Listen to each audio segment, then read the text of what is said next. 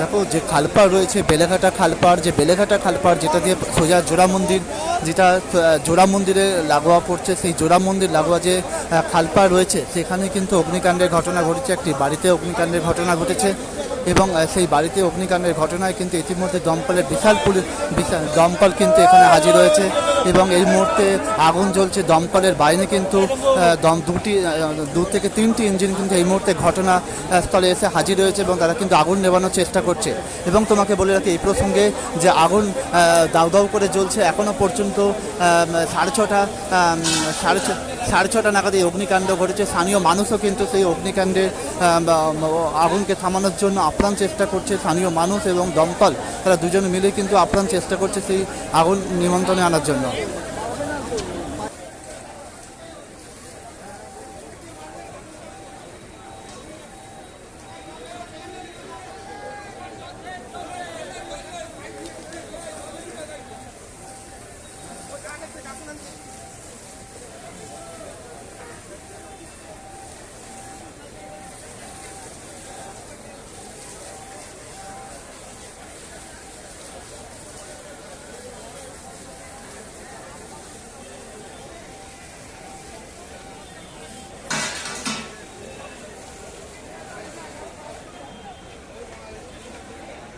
আচ্ছা বাথরুমে